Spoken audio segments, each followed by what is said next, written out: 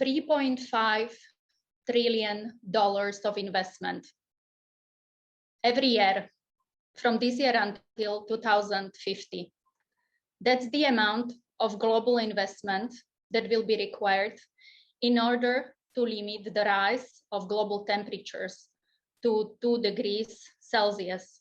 This investment will be required both in the demand and supply side of energy, and it is 2 to 3 times more than we are investing today. That's the scale of the challenge that we are facing if we want to move to a decarbonized world. And this challenge will require all the resources, investment, it will require technology, but also creativity, imagination, and innovation. And all these are themes that we will cover in this exceptional webinar series that we are starting today. Ambition, net zero, moving to a decarbonized world. Welcome to this first session. My name is Katarina Uherova-Hasbani, a member of the Executive Committee of the Global INSEAD Alumni Energy Club. I'm also INSEAD alumni as you and founder of NRAPT, Global Community for Innovators that are building companies of the future using decarbonized, digital, and decentralized energy solutions. And I'm thrilled to see that there are so many participants with us today, many of them friends and colleagues. Thank you for joining us. We truly think that this is a collaborative initiative in a similar way as decarbonization is. So we brought together different alumni groups, Alumni National Association, global clubs. We've brought school, the Hoffman Institute of the Lifelong Learning Center. Thank you for collaborating with us. And we have also the Student MBA Club. This initiative is very exciting for us because it fulfills 3 objectives that we have set out for ourselves as the Alumni Club. We want to support alumni, we want to connect them with the school and with other experts working on topics around energy transition. And of course, we want to promote the exceptional INSEAD talent. Now, over the coming 10 months, with some break over the summer, we will be covering a number of topics that are important for decarbonization. We will cover managing uncertainties, setting the pace of decarbonization. We'll zoom on some geographical topics, for example, on what is the situation in Asia. And we will also talk about innovation and boards and the topic of decarbonization later in the year. Today, I am very excited to introduce 2 speakers that will be guiding us on this journey of decarbonization. The first one is Jane Stevenson. Jane has more than 20 years of experience working on decarbonization and climate change topic. She is former managing director of climate disclosure standards boards. She's also a UN. She's also advisor to UN Sustainable Stock Exchange Initiative and City of London Green Finance Initiative. She started JS Advisory in 2018 with the vision to support ESG practices, sustainability, and energy transition. Jane Stevenson is a very well-known columnist, writer, and I'm glad to say she is one of the 50 women, top 50 women worldwide to follow on climate. Thank you, Jane. We are so happy to have you with us. And I'm also thrilled to introduce Vinika Rao, that many of you know, I am sure, as the Executive Director of INSEAD's Emerging Markets Initiative and the Gender Initiative. She is also Director of the Hoffman Institute for Business and Society in Asia. And Vinika, she is researching a number of important topics that touch upon decarbonization. And these are emerging markets, but also gender, because if we want to decarbonize, we want to make sure we do it with very diverse teams and talent. So we are very happy to have you here, and to continue, I will pass on the welcome to Jean-Baptiste Lefebvre from the Student Club. Thank you, Katarina. Hi, hello everyone. I am Jean-Baptiste Lefebvre, INSEAD MBA 21J. On behalf of the students, I'm very excited to launch this Ambition Net Zero series. For this first webinar, our goal is to set the stage. We will come back on the various causes of the climate change explain what carbon neutrality effectively means, and review the possible carbon reduction scenarios and pathway to decarbonization. We want to do it in a factual way by backing up our explanation with data. This topic, as you can imagine, is very important for our promotion because our generation and the generation after us will start feeling the full impact of the climate change.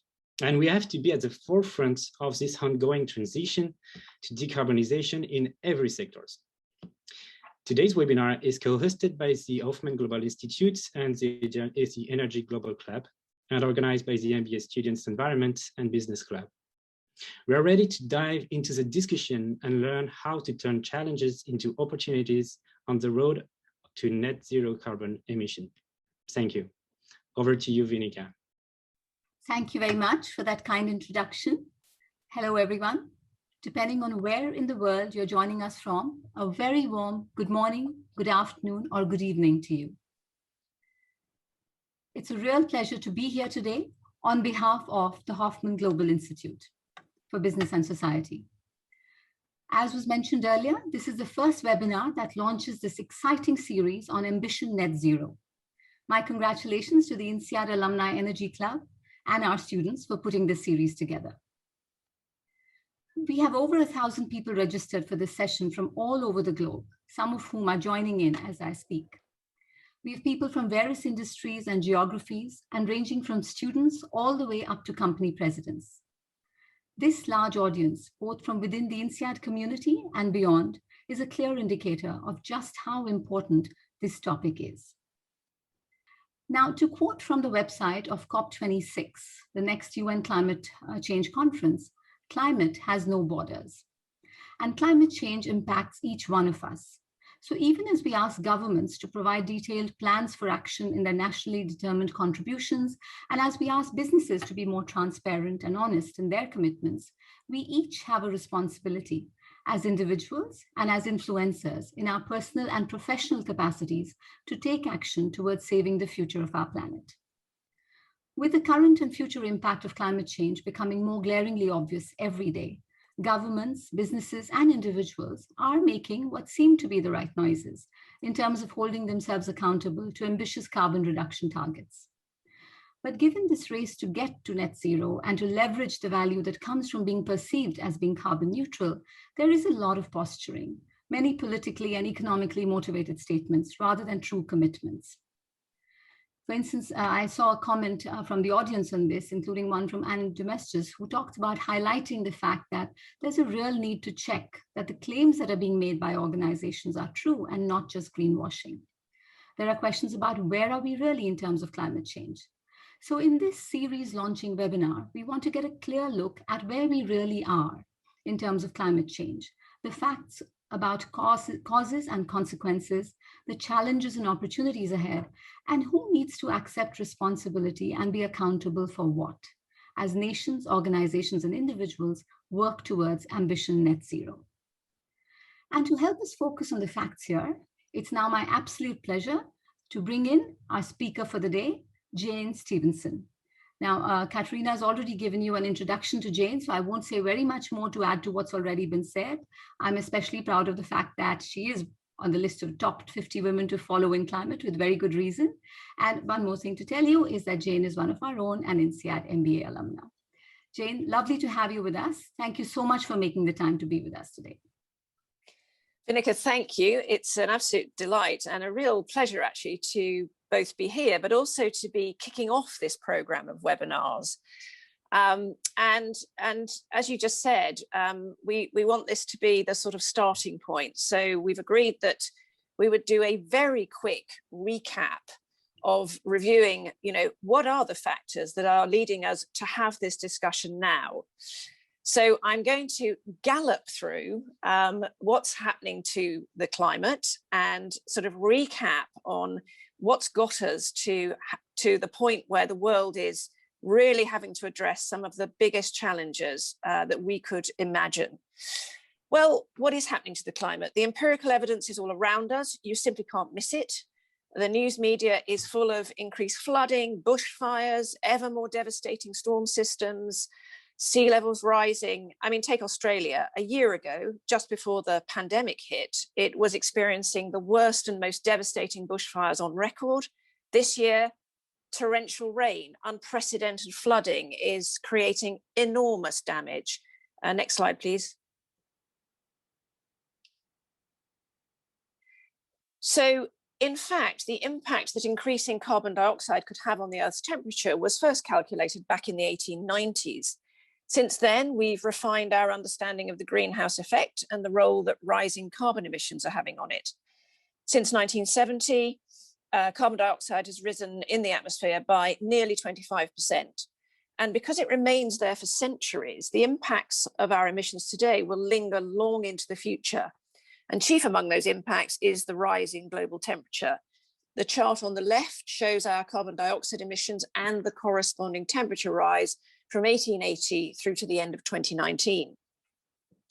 The graph on the right shows one day in 2019 when the ice melt from the Greenland ice sheet broke all records.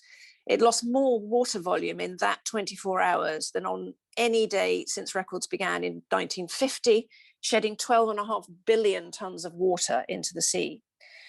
This came during a week-long extreme melt event hitting Greenland due to soaring temperatures plus low snow accumulations over the previous winter. The high temperatures were part of a heat wave that scorched Europe in late July that year. So remember, this is back in 2019, the year before last. But this is becoming not one of those 1 in 100-year events that insurance companies liked to think they could cover for. This is now effectively an annual event. Next slide, please. And the increase in the amount of carbon dioxide in the atmosphere is shown on this chart from NASA, the US Space Agency. This goes back over 800,000 years. And remember, in the context of timescale, human beings have been around only for about 200,000 of that period of time.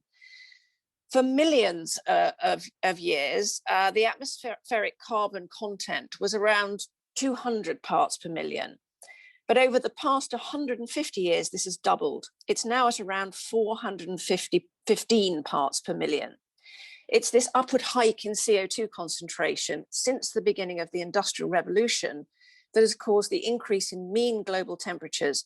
And we're now at about 1.1 degrees centigrade above pre-industrial levels. Next slide, please.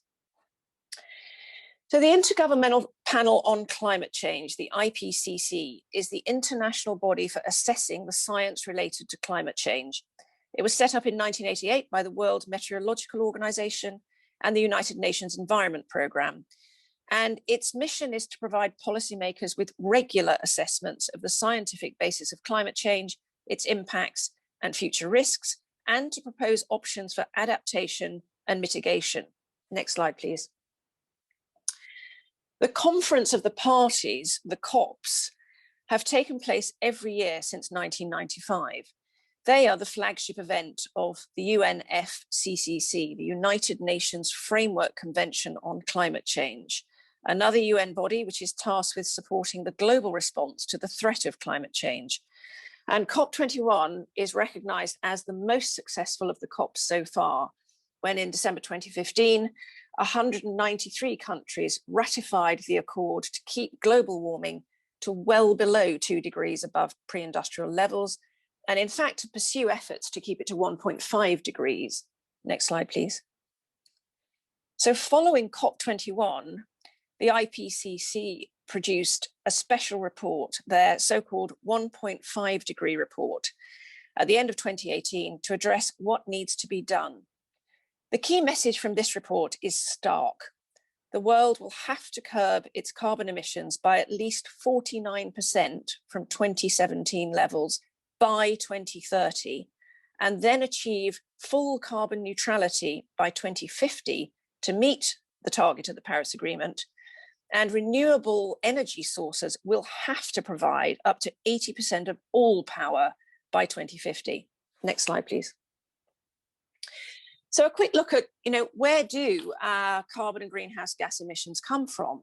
Well, energy is the big one, of course. It covers a huge range from our buildings through transport to manufacturing. But I think it's important to point out that agriculture, forestry, and land use are also really big emitters. They create nearly 20% of the global carbon and greenhouse gas emissions output. Next slide, please. And the impacts that emissions budget creates are listed here. And I'm sure you're very familiar with them. Loss of Arctic sea ice, warming oceans, massive species extinctions. We're actually in what's called the 6th great extinction at the moment. The extremes of heat, droughts, and floods. There is a threat to human health. There's an increase in vector-borne diseases. That's diseases spread by, for example, insects like mosquitoes. And there's significant increase in migration of people due to climate change. Next slide, please. And I just wanted to pick up on one of these impacts, the Arctic ice loss. This beautiful, iconic species, the polar bear, which was called the poster child of climate change by the lead author of a key research paper published only last year, will effectively be starved to extinction by the end of this century if we don't ramp up our efforts dramatically. Next slide, please. Another critical effect, and one which was referred to in our introduction from Katerina, is on financial stability. And that is exemplified by these two quotes, one from Mark Carney, who is now UN Special Envoy for Climate and Finance, and the other from Larry Fink, CEO of BlackRock, the world's biggest global investment firm. Next slide, please. Fink's influential annual open letter, which he sends out to CEOs every January to coincide with the World Economic Forum meeting, and is eagerly anticipated by investors and companies alike, demonstrates the importance of this. BlackRock has nearly $9 trillion of assets under management, so its decisions have major implications for the markets. His letters have become ever more unequivocal over the years in emphasizing the importance of sustainability and purpose as critical elements of a company's license to operate. This year's letter is the clearest yet. It's written as usual to consider the preceding year and what lies ahead. And of course, 2020 was a year like no other. One of the key takeaways is that all businesses will be profoundly affected by the transition to a net zero economy. For those that get it right, net zero is an opportunity. For those that don't, it could ultimately put them out of business. Next slide, please. So we're now in the year of COP26, and there's an understanding it's going to be a critically important conference. Why? Well, first of all, COVID-19 has completely refocused priorities and caused both individuals and governments alike to pay closer attention to the environment. As many countries look to rebuild in the wake of the pandemic, there's been a major emphasis on building back better and a green recovery. And secondly, COP26 was always planned to be the successor to COP21. It's the summit which will really address what has and hasn't been achieved, and where real and effective plans will be signed off to reach the Paris Agreement targets. Next slide, please. So, after that very quick gallop through climate change and global warming, we've arrived at the real subject matter of our webinar, Ambition Net Zero.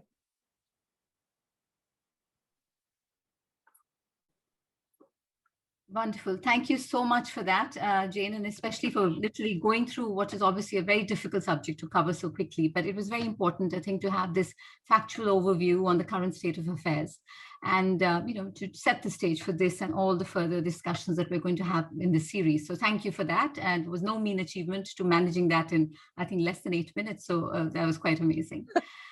So what I want to do now, James, I'll start asking you a few questions, and we have questions coming in fast and furious from the audience. So I'll try and take as many of those as possible as we go along. Now, you touched upon the fact that, as you said, we're at Ambition Net Zero. That's what this whole conversation is about. So perhaps maybe just elaborate a little bit further on this very fundamental point of what do we really mean by net zero? We often use it interchangeably with being carbon neutral, but it's not exactly the same, is it? So if you could just talk a little bit to that. Sure. Well, net zero refers to achieving an overall balance between the emissions produced and the emissions taken out of the atmosphere. I often use a very simple explanation. It's like having a bath with the taps running. And so an approach to achieving balance so that the bath doesn't overflow, you can either turn down the taps, that means reduce the flow of the emissions, or you can drain an equal amount out by opening the plug.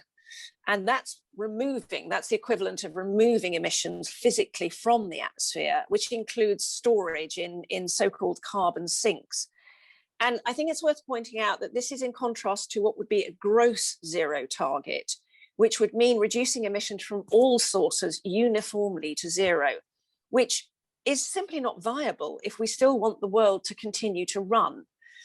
A net zero emissions target is a realistic target because it does allow for some residual emissions, and it takes into account that a proportion of global emissions are produced by the so-called hard to abate sectors, such as aviation, manufacturing, cement, and so on, where reducing emissions completely is either too expensive, technologically too complex, or simply not possible. In a net zero scenario, the residual emissions from these sectors are allowed as long as they are offset by using some form of either nature-based or engineering-based solution. I mean, most straightforwardly, for example, a nature-based solution can involve planting more trees to absorb the carbon dioxide in the atmosphere through photosynthesis. This needs both afforestation, which is planting new forests, and also reforestation, whereby that we restore depleted forests. But I do want to point out that this is not a simple sort of any tree will do solution. There are enormous and very complex factors involved. And frankly, this is a topic for an entire separate webinar, if not a whole conference. Probably worth just touching on negative emission technologies, methods to physically remove carbon and greenhouse gas emissions from the atmosphere. Most commonly used involve some form of carbon capture and storage, which works by capturing CO2 before it's released into the atmosphere, removing carbon from the gases produced by burning fossil fuels, or even by substitution technologies. But I also have to point out that carbon capture and storage is a very established technology. It's been around for a long time. It hasn't yet become a commercially viable option on the scale that we really need. And carbon neutrality it's really effectively the way we view this. To my mind, it is extremely similar to the concept of net zero. It's about balance. It's about achieving a balance between emitting carbon and absorbing carbon. And of course, vitally, it's part of the driving force behind getting us through what we call the energy transition, the transformation of the global energy sector from fossil fuel-based systems of energy production, relying on carbon-based systems like oil, natural gas, and coal, and replacing them with renewable energy sources. And I think also there is something we can touch on in terms of where the world is right at this moment with the coronavirus pandemic. Indeed, I think we can't talk about anything today without discussing COVID-19. So, perhaps since you've introduced that, maybe tell us a little bit about what has the pandemic's impact been on climate change. And there is a school of thought that says that perhaps actually pandemic recovery would be an important and perhaps even positive turning point for climate change. On the other hand, of course, we know that there are many problems that have become further exacerbated by it. So what's your quick take on that? Well, I think it's really worth saying that, above all, what the pandemic has done it's demonstrated our susceptibility to natural forces and how urgently we need to capitalize on our new appreciation for the fragility of our position on the planet. I mean, before the pandemic hit, the recognition that we need to radically reduce carbon emissions within 10 years was a message being broadcast from right across the political spectrum, from central bankers to Extinction Rebellion activists.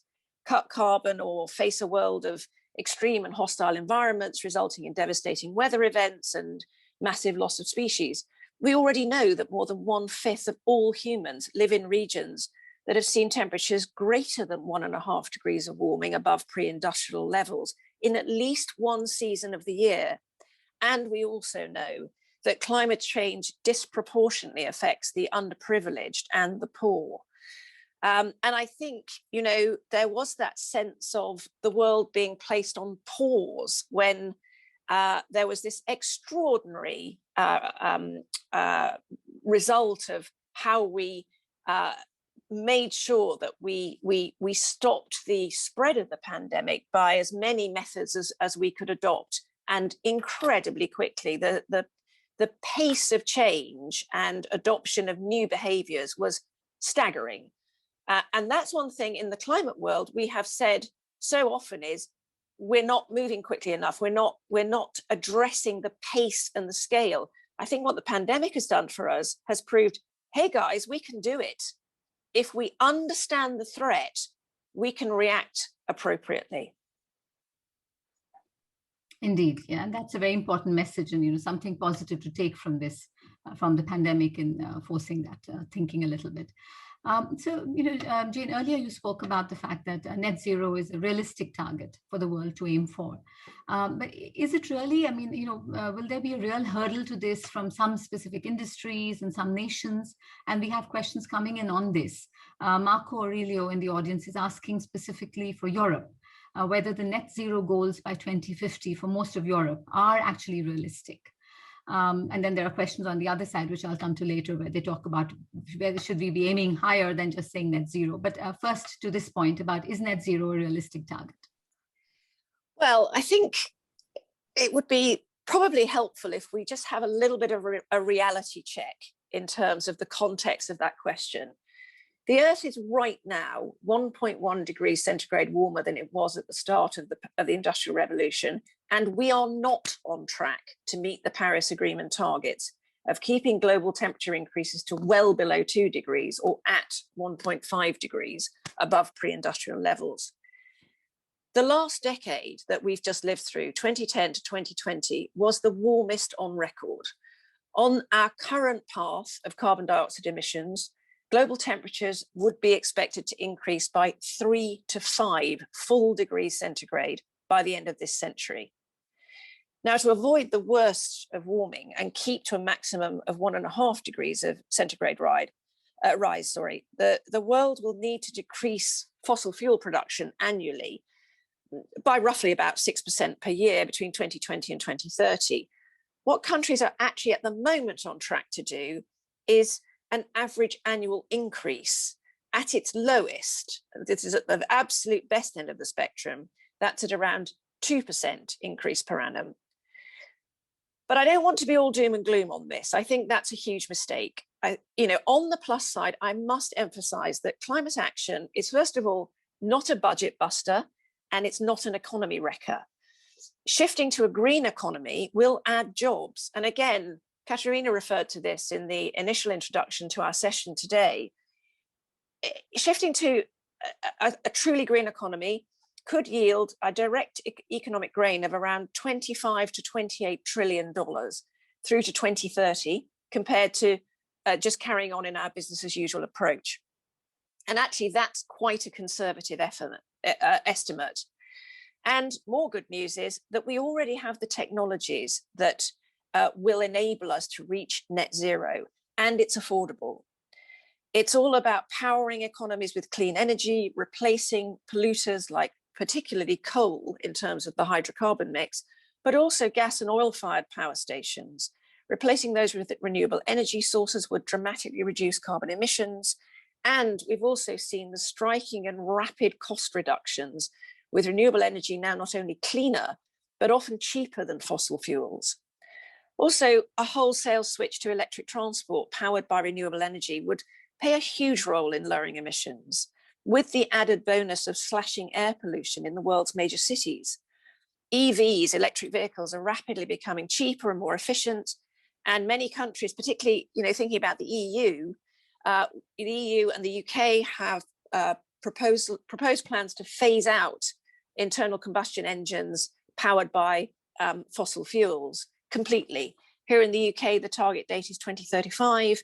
Major vehicle manufacturers have been rising to the challenge, with R&D having been exclusively focused on e-vehicle technology for some time now. Even Formula One is getting its act together on this. And another big slice of harmful emissions, which I want to think about is that from the agricultural and land use sectors. In that slide in the introduction, it showed that 20% of the world's global emissions are from agriculture. Again, potential drastic reductions if we eat less meat and replace those with more plant-based foods.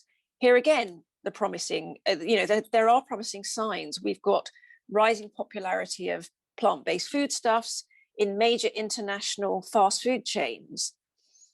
And I think also just reflecting a little bit on COP26 and the race to zero, as I mentioned in the introduction, it's going to be the most important COP since Paris. It's absolutely vital for the world that this conference is a success. I'm sitting here in the UK. The UK government is co-hosting the summit with Italy. The stakes are exceptionally high to get this right. The purpose of this year's summit is to bring all the UN member states together to agree and to accelerate the action on Paris. So in terms of the question of, is net zero enough? This is recognized that that in order to get there, we have got to do a heck of a lot more than we've done so far. COVID-19 has actually been a bit of a driver on this. It's refocused priorities. It's caused individuals and governments to pay much closer attention to the environment. And, I think there is that emphasis on building back better and building back greener, which, as you said, Vinica, is, is this a significant turning point? In my opinion, absolutely it can be. And I think there's a real will for it to be that turning point. I mean, last summer here in the UK, there was a call out to the UK Prime Minister from over 200 major companies, including some of our top FTSE 100 businesses, for the launch of a green economic recovery plan, absolutely insisting that future corporate bailouts should take account of the UK's net zero climate target. The pandemic has shown us that a global problem needs global collaboration to solve it. And also, you mentioned the nationally determined contributions, the NDCs. These commitments to reduce a country's contribution to the global carbon budget are absolutely vital. And COP26, which was always designed to be the moment when those NDCs were really nailed, we're a year late. The deadline for that was 2020. Because of the pandemic, the summit has been delayed by a year. So what we want to see is that it's already happening. Those deadlines were in place by 2020, and there will be a very critical look at what's happening and what the forward planning is. I think probably there's one other thing that we could just sort of look at here. There is the race to zero, which has been launched by the UN. It was actually launched at January's World Economic Forum meeting. It's a global campaign to rally leadership and support from businesses, from cities, from regions, and from investors.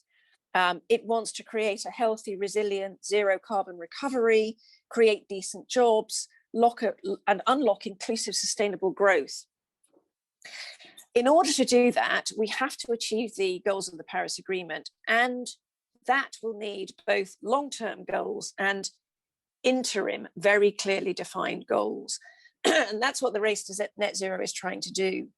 And of course, just circling back to one more thing, which is those hard to abate sectors that we touched on at the start of thinking about this question. That's where things get very tricky.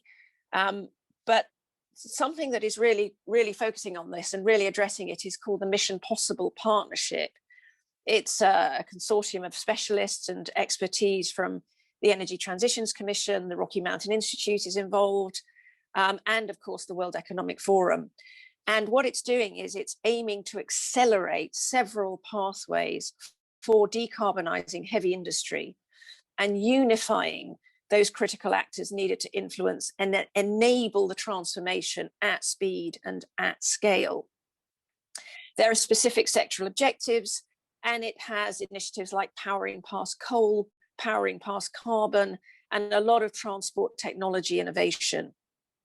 So, going right back to that, is it realistic? I think the short answer is yes, but, and there's always a but, as long as every country, every city, every financial institution, and individual companies and individual businesses adopt realistic plans for transitioning to net zero by 2050. And although it's been a very difficult and a very dark time for the world over the last year, the pandemic recovery could really be that important turning point. Indeed, and thank you for that. And interestingly, even as we have comments about whether ambition net zero is realistic or not, we've had a number of questions coming in about what you were touching upon earlier, that maybe, is this enough? And maybe we should be aiming a little bit more. For instance, Paul has a question about, is ambition net zero good enough, or should we be articulating a target negative ambition? We had another comment about, we're talking about 1.5 or 2 degrees of temperature increase, etc. Why aren't we talking about, -2 degrees, reducing the temperature? So what are your views on that? Should we be setting ourselves more ambitious targets so that we can get there? Well, I think this is a really important question, and, bang on target for what we actually have to bend our brains around. And I think I'd like to actually answer it initially with a couple of numbers. And in fact, I'm sure many of our audience today are aware that there was a book published very recently by Bill Gates it's actually entitled How to Avoid a Climate Disaster. But he also picks up on these two numbers. So those numbers are 51 billion and 0. The former, 51 billion, is the number of tons of greenhouse gases typically added to the atmosphere every year as a result of human activities. The latter, 0, is the number of tons ideally we want to get to in terms of the balance by 2050 to avoid a devastating climate crisis. Now, unless we act now, in the reasonable worst case scenario, climate change will produce higher sea levels. It will take out most of the world's coastal cities. And if you look at a map of the world, there are cities that just simply won't exist anymore. It will make vast tracts of land unusable. It will bring much more extreme weather than we're already experiencing. Increased droughts, increased flooding, more wildfires, intense heat waves. It will kill more people than most wars have to date. It will collapse our ecosystems. It will take out the infrastructure on which we actually depend. It will destroy the basis of our modern economy and modern society. The stakes actually can't be higher. And I also think there's something here around the messaging on climate change implications. The established view which dominates the media, and it does tend to swirl around mostly negative themes. It's predominantly about the difficulty of reducing carbon and greenhouse gas emissions. But there is a sense that if we hit net zero, it's all going to be fine. And although it's updated to reflect current knowledge in terms of atmospheric climate data, this, after all, has been the approach taken by the whole ecosystem of climate activists, lobbyists, climate scientists, and all interest parties for a long time. And let's be honest, it hasn't worked that well for us. I think there is an urgent need to reframe the climate conversation. Like it or not, at the moment, the world is running on oil and gas and is going to continue to do so for some years to come. And actually, even in 2020, when we did hit the pause button, we came to a standstill because of coronavirus. After hitting a low in April, global emissions actually rebounded very strongly and rose above 2019 levels by the end of the year. The latest data show that global emissions were actually 2%, or about 60 million tons higher in December 2020 than they were in the same month a year earlier. Major economies led the resurgence. There was a pickup in economic activity, energy demand was pushed higher, And actually, I think it's worth noting that China in particular, its emissions really went up in the second half of the year because it was the first major economy to emerge from the pandemic and to lift restrictions. So in answer to the very specific question about, is 1.5 degrees enough? Is net zero enough? Even if we manage to hit the goals of the Paris Agreement, net zero isn't enough to achieve only 1.5 degrees of warming globally. Temperatures fluctuate enormously around the globe, with 1.5 degrees at the equator corresponding to nearer to 4 degrees at the poles. So we need to radically reduce the atmospheric carbon stock rather than just contain the flows and hit a form of neutrality. Put simply, we do have to have a negative carbon budget, not just aim for net zero. And we need to simultaneously deploy global cooling strategies. In my opinion, actually, the challenge is even more enormous than any public narrative would really want us to believe. But I do think the opportunity is also immense. And with a truly targeted approach, driving major funding towards environmental solutions, we could see really significant positive change. Excellent, thank you.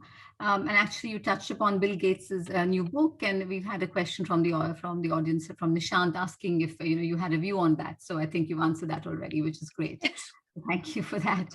Now, a number of questions coming up on COP26. I think people are curious about what you're expecting, what you're hoping for from that in terms of what will really be useful towards taking us towards net zero or targets more ambitious than that, towards perhaps a negative ambition target on that. So some questions about COP26 that perhaps I can try and club together for you. So for one thing, are China, Brazil, and India part of this COP? Of the group that comes together under this the conferences, and has any of the countries which is a part of COP actually reduced their carbon emissions, is another interesting question that's come up. And finally, what specific outcomes do you expect or wish for from the next conference, which would be most impactful? Great. Well, in terms of China and Brazil and so on, yes, they're very much part of the conference. And, China is a really interesting one. Yes, its emissions went up last year. It was the first of the countries to come out of lockdown. It is actually putting in place some extremely ambitious, both short and longer term targets for hitting net zero. It has committed to net zero, I think by 2060, might be 2065, forgive me if I've slightly mixed up my years. But it wants to be at the table. China definitely wants to be at the table to discuss and to drive these discussions. I think, this conference is going to be highly significant, as we've already discussed. The specifics of different countries' targets and whether they've already hit those reductions, we're going to find that out in November. We should know it already because this conference should already have happened. But we are going to have to just, hold our nerve and wait to see what countries have actually committed to and what the first year of that implementation, because remember, this should already be in place, is going to be part of those discussions, and it's going to be a very significant part of those discussions. The other angle that I will be very interested in terms of COP, and is going to be really a hugely centralized part of the discussion, which is a new initiative in terms of where it sits in the agenda, is that of climate finance. At COP21, whilst finance was there and was present, it absolutely was not a central part of the discussions. However, alongside the signing of the Paris Agreement, the TCFD, the Task Force for Climate-Related Financial Disclosures, was launched at COP21 with a specific mission to mainstream the understanding of and the disclosure of financially related climate as part of annual financial filings and annual financial reports. At this coming COP, the financial sector is going to be absolutely front and center. And that is no way unrelated. In fact, it is hugely related to the fact that Mark Carney is now UN Special Envoy for Climate and Finance, and he is special advisor to Boris Johnson, the UK Prime Minister, who is hosting COP and is ensuring that the understanding of the financial implications and where finance comes into this is going to be one of the biggest drivers. And also it's one of the biggest opportunities that I think we really need to look at through that sort of, that uptick, if you like. We have an enormous challenge, and it can seem really incredibly difficult to deal with and to understand. But as I've said earlier a number of times, climate change brings huge risk, but it also brings huge opportunity. And just referring to that slide I touched on in the introduction in terms of financial capital markets and Larry Fink, his understanding that no business will remain untouched by this, and get it right and you will be a winner in this, get it wrong and you probably won't be in business for much longer. Indeed, yes, and that's a good place at which to perhaps start to look at some slightly different questions that are also coming in from our audience. So Melissa in the audience is asking, given the brand value that comes from being carbon neutral, many companies take a somewhat short-term approach. They want to skip the hard work of emissions reductions and start to direct their capital instead towards buying carbon offsets. Maria also had this question about, what are your views on carbon offsetting as a strategy? So which has that in some ways itself become a new form of greenwashing? So how do we engage clients on this topic? How do you persuade your clients to invest in real reductions and real transformation? Well, actually, funnily enough, I was having exactly this conversation with a client, a global, very large company with huge supply chains about 10 days ago. And they are saying all the right things. They have got absolutely, purpose-driven, mission-driven values around climate change and understanding the sustainability agenda. But there is a recognition in the company itself that there's something of a disconnect between the overarching statements and how you actually do it. And I think it's, very perceptive to pick up on this. And, of course, there is a risk that in the business and corporate world, that as this immediate crisis wanes and the economic consequences of it become clearer, because let's not pretend this isn't having a hugely negative impact in terms of what the last year has done to the global economy. There's a risk that in order to reboot and rebuild, that will drive decision making towards short-term easy fixes, many of which could have adverse environmental consequences. And in terms of the sort of regulatory side of things, this could include lifting environmental standards. It could mean stimulating the economy by going back to subsidizing fossil fuel industries, because after all, they're still there and they're still driving the world effectively. And of course, a big uplift in just, increasing manufacturing. But there are more drivers at stake here. And I think it's worth just perhaps touching on the fact that the OECD has picked up on this and has very recently produced a really interesting paper on helping define strategic areas where action in the short term is crucial for achievement of long-term goals.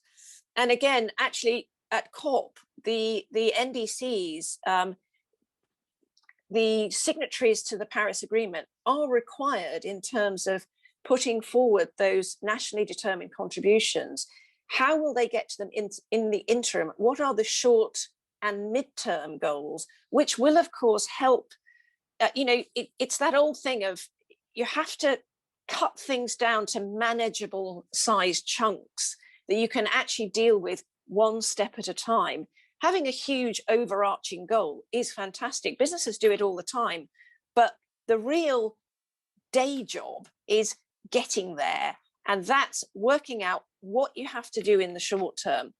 The OECD have absolutely picked up on this. So, agreeing that, we have to understand, for instance, even electric vehicles and fuel switching. There are interim goals as to how you get there, what proportion of your vehicle mix is going to be internal combustion engine versus electric vehicle, and by when. You need to unlock those sort of longer term opportunities by looking at the short to medium term. And actually, funnily enough, this sort of turns on its head some of the things that in terms of climate strategy and business thinking, I've been talking about for a long time, which is trying to get businesses to look much, much further ahead, to look out to a horizon that's way further away from the normal business cycle of 2, 3 to 5 years. In a way, this is sort of almost allowing businesses to go back to that shorter term thinking, but, and this is a very big but with that requirement that short term goal setting is all about getting you to the long term goal. That's very interestingly put, and it absolutely makes complete sense that, we make our goals, we set our goals for the short term, and then we have this big picture in mind. So thank you for that. That's very useful. So to look at the flip side of this, and I'm again trying to combine a few questions that are popular with the audience here. You spoke earlier, of course, about Larry Fink's comment on the impact that this is going to have on businesses, if they get it right or if they get it wrong. So we have with us Eloy Carbonell, who chairs a corporation operating in construction, maintenance, and real estate. And he's saying that they've committed in the majority of their businesses to become carbon neutral by 2050. So very much, wanting to achieve that target because it fits in with their values and their way of understanding business. But they're aware of the fact that on top of that, the corporation also needs to be vigilant in staying competitive. So he'd like to understand this trade-off between mission, vision, value on the one hand, and competitiveness of the business on the other. And a related question from Mark Spellman, who's saying, how do we mitigate the effects of carbon on heavy polluting industries, steel, cement, etc., without losing jobs or perhaps creating international competitive distortions? So how do we make and evaluate that trade-off? And in fact, does it even have to be a trade-off? Well, again, this is something that is very much on the agenda of so many organizations and is exercising the innovative ability of business to deal with a very difficult problem. But, in terms of the staying competitive, I think it's really important that businesses understand exactly what a changing climate actually means across the whole value chain. The effect of a changing climate has reached a point where I think we have to turn on its head and completely flip a question that has been the sort of normal approach to this, that sort of, what's my business doing to the environment? What's my carbon footprint? What's my emissions budget? And that sort of analysis, of course, is still crucial. It's still absolutely vitally important to understand that. But, the question I think you should be asking yourself and the board should be asking is, what's the environment? What's climate change going to do to my business?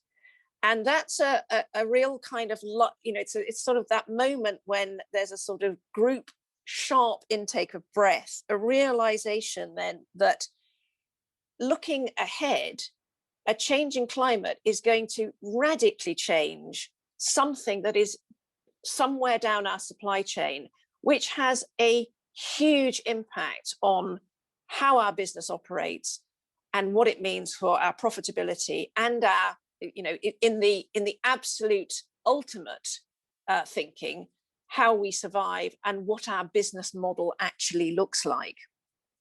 And again, actually, just going back to this task force for climate-related financial disclosures, that was exactly the thinking that drove the creation of a framework for disclosing this information in mainstream annual financial filings. And, it looked at business risk through the very specific lens of climate change and a warming planet, and put those into effectively three sort of buckets. The physical risks, well, how are they going to affect my business? We've talked about that a number of times during this session: the increasing temperatures, the rising sea levels, the extreme weather events, etc. The transition risks.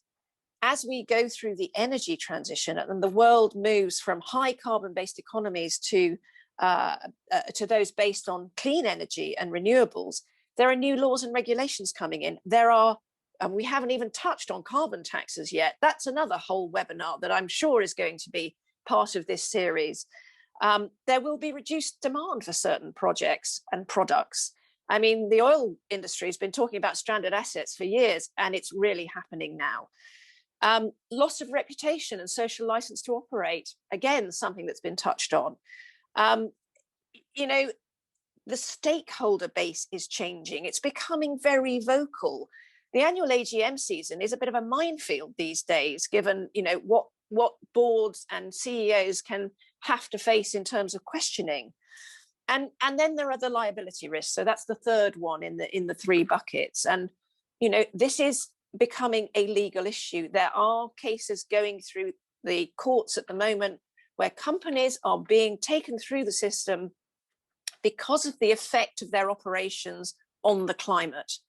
So this is a way of ensuring that businesses really understand what climate risk means financially. And at the end of the day, that is what drives business behaviors.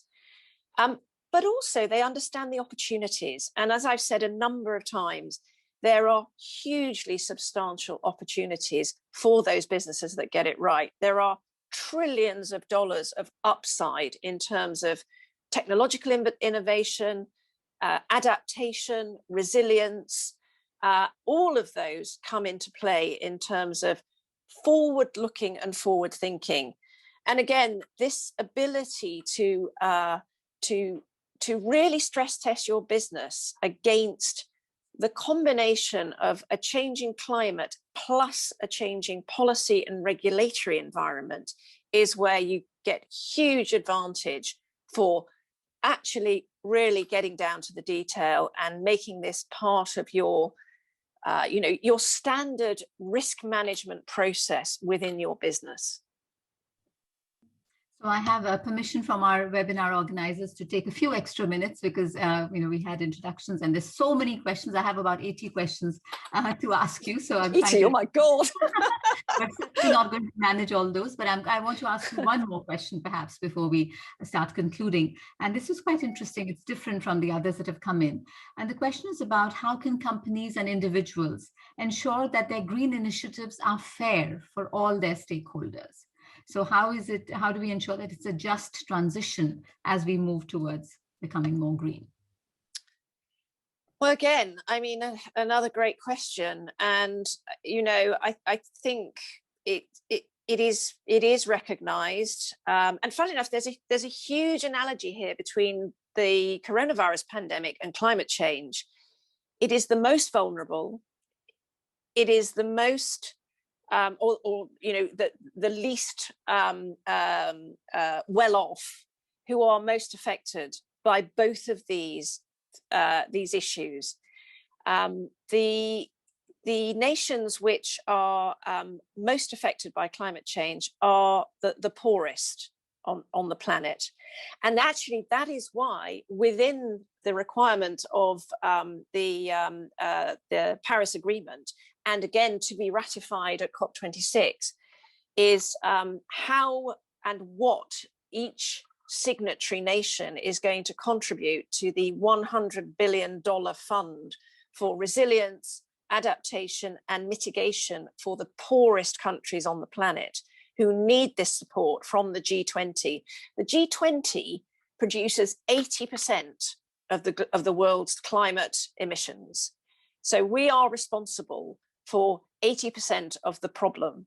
And the poorer nations have to be supported by us. They have to be helped through technological innovation, and they have to be supported in terms of resilience and ensuring that they are brought through this in a just, fair, and equitable way. And it really isn't easy. And one thing we haven't touched on at all, and I don't think we're going to have time because it's huge, but it's also incredibly helpful, are the SDGs, the Sustainable Development Goals.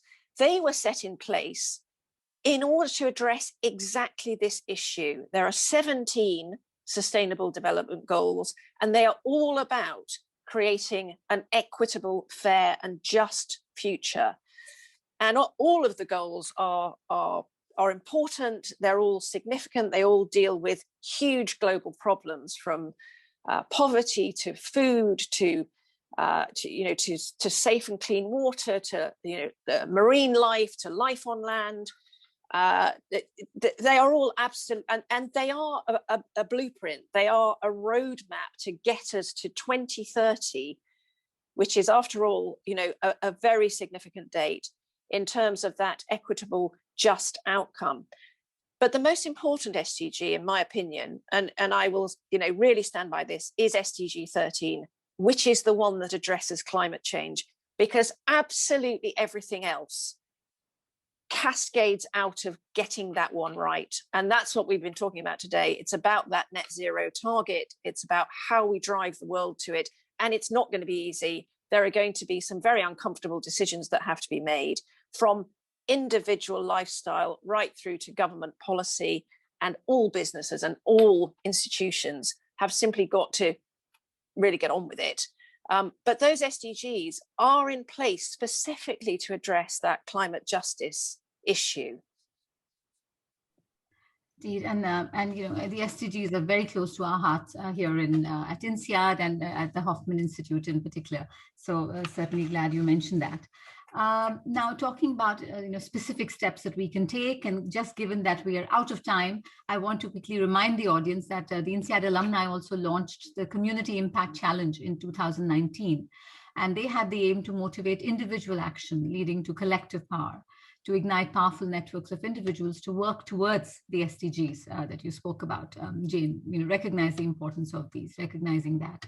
So, and a very commendable initiative. So if in our audience you aren't already following it, you certainly want to do that now. So we are out of time, Jane. I want to thank you again for joining us today. And also a big thank you to the audience for excellent questions, some very valuable comments and inputs that you've shared with us, which I will share with Jane. And I'm sure this is something that we'll all learn from, as much as from Jane, as from the comments and questions that you've all asked us. So once again, a big thank you to you, Jane. Thank you for making the time and for all the wonderful work that you do. And thank you. It's been great to talk to you today. Likewise, absolutely. Okay, and as we conclude, I just want to tell you that, as we've been saying, this is the first of many webinars to come. And so here now on the screen, we have the next few that are coming up. On the 6th of May, we have the next one on managing uncertainties with low carbon scenarios. As Jane was saying, we've just touched the surface today. There are so many things we've not been able to talk about, but this was a very important, I think, series start. It gave us a great overview on all the other things that we need to discuss. So thank you all for being here with us today. It's been a real pleasure, a very important subject, lots to talk about. And thank you to the Energy Club and to our MBA students for putting these wonderful webinars together. There's also a Qualtrics feedback request that we'll be sending across to you. Do please send us your views and tell us what more you'd like to hear from us. Thank you again, and thank you for joining us.